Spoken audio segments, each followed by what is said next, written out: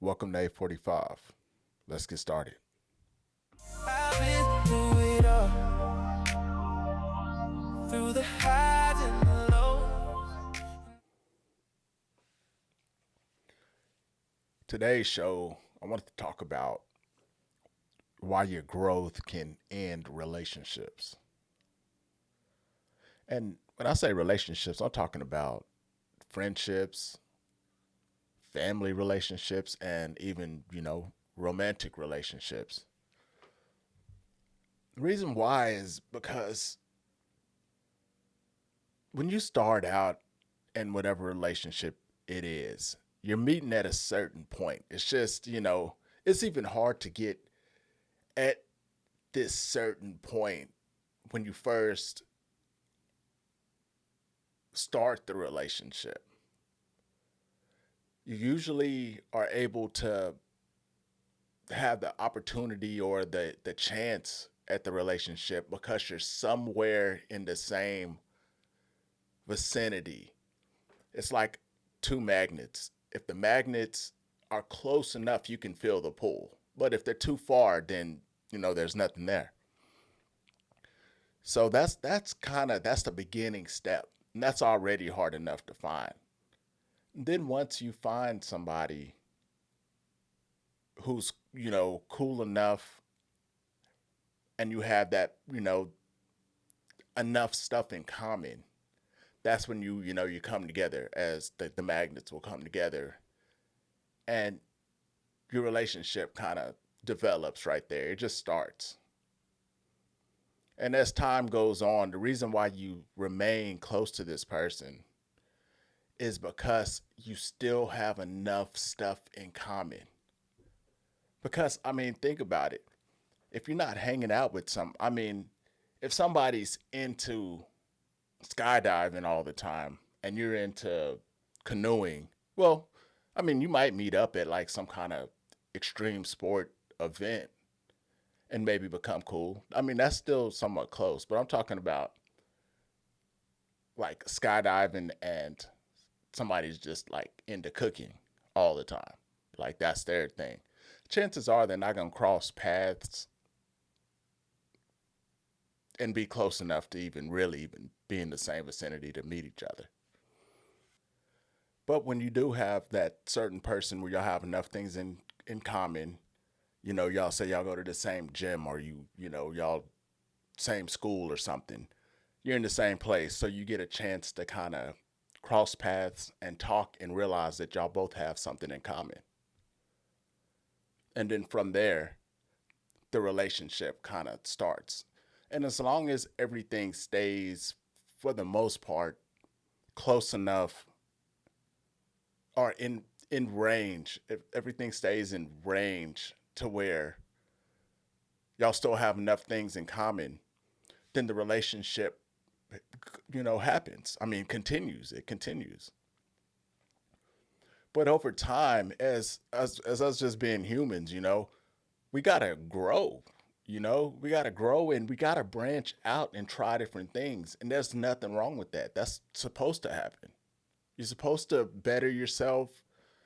And changes can happen when one person betters himself, or even if they stay the same and one person starts falling off. The bottom line is you're not in the same radar. You're not on the same radar anymore. You don't. Like if one person, say y'all hang out and y'all party a lot, y'all like to go to bars, you like to go to the clubs and stuff. Then one person's like, "Yeah, I'm not gonna go to the club this weekend. I'm gonna start running. I'm gonna start going down to this track Saturday morning, so I'm not gonna really be able to party." That's like this. Bam. It moves a little bit. Now, if this happens long enough, there's gonna be two things. Well, there's gonna be something that happens. The thing that happens is the person who starts running a little more will begin to start maybe, you know, all right, I want to start taking some uh, protein and stuff. So that means I need to might start eating a little different than I would normally. So instead of them maybe going out to eat sometimes and hanging out, This person's like, well, I'm gonna cook at home because I got this oil that I want to cook my food in that's different from what's in the restaurants. It's a little more healthier.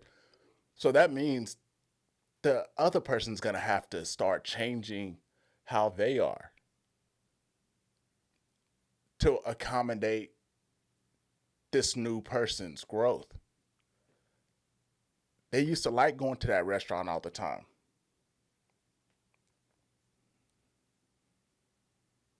They used to like going to the restaurant all the time and kicking it. They're going to have to break that habit. So what's really happening is the person who is growing is slightly forcing the other person to grow too. If they want to continue to hang, because now you can't go to this restaurant really, anymore while this person is doing this. And are you willing to give that up to hang with the person who's changing? And then over time, as this person is doing the same thing, join these different run clubs and stuff like that, you automatically begin to meet people because you're in a new vicinity. The same way you met this person doing this other stuff, you're going to begin to meet new people doing other things over here, you know? And then at that point, it's either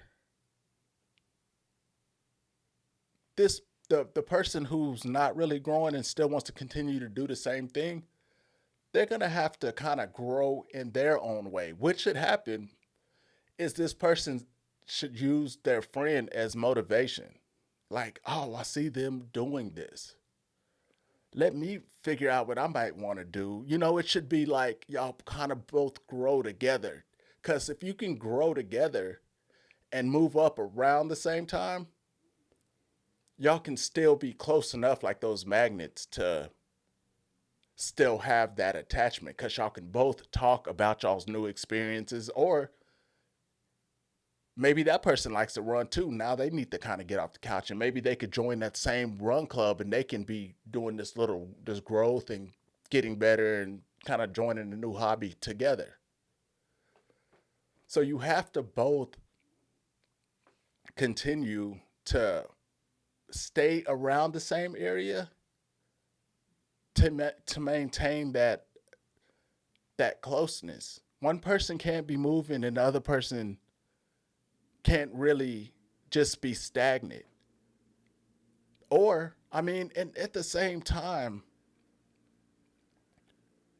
it could also end the relationship if, say, both of them grow and they just growing together, but each wherever you're growing to, it's building, it's growing, it's just getting further and further.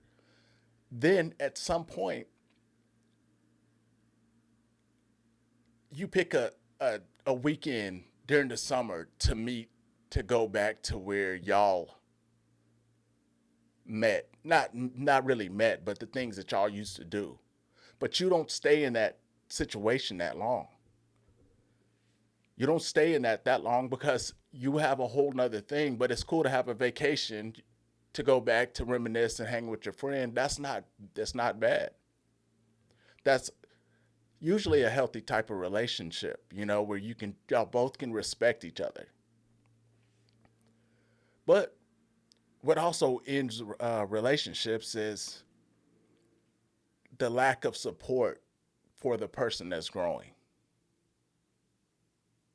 Because people don't want their life to change. People will stay stagnant just because it's comfortable. It's something that they know. And people will work at their job forever because it's steady. You know what's going to happen. You know what's going to be there. Even if it's people you don't even like, you at least know what they're going to do because the unknown is scary. So when your friend or whatever starts to grow, you're changing their life without them wanting to change. So what they tend to do is sabotage. It doesn't matter how long y'all been friends. It doesn't matter how good of a relationship or what this person's done for you. You don't want to see that person go.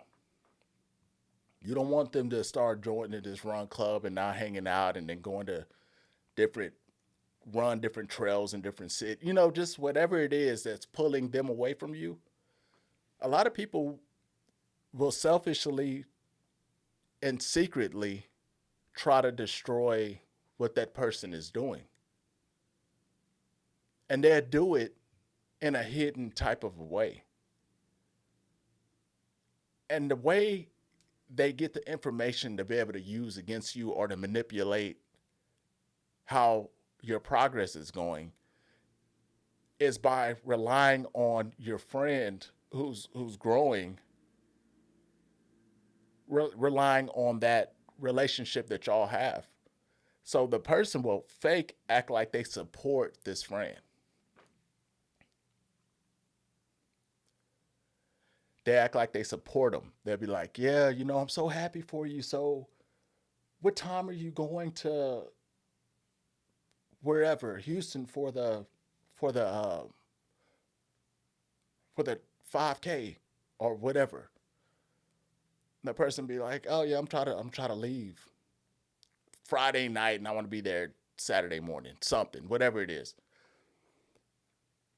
Some people are so toxic, the person will go and like do something to their car.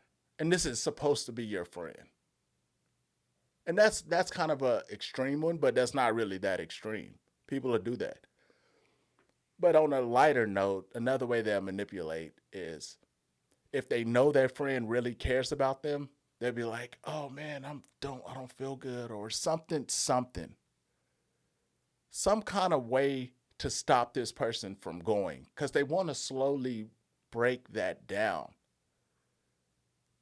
And this person doesn't believe that their friend is actually trying to manipulate them and stop them from growing because they're secretly cheering them on. Well, they're not secretly cheering them on. They're openly cheering them on. They're like, "Yeah, you're doing good. Great, great, great." But they're secretly doing stuff in the background. That whole song back in the day, "Smiling in Your Face." They're smiling in your face and be doing stuff behind your back. That's why it hurts so bad. People don't just leave. They won't just leave your life. And you think they would. You think people would just normally leave your life and let you go do your thing. They won't. They're not going to do that. They're not going to do it. So don't hope for that. What I realize is you have to,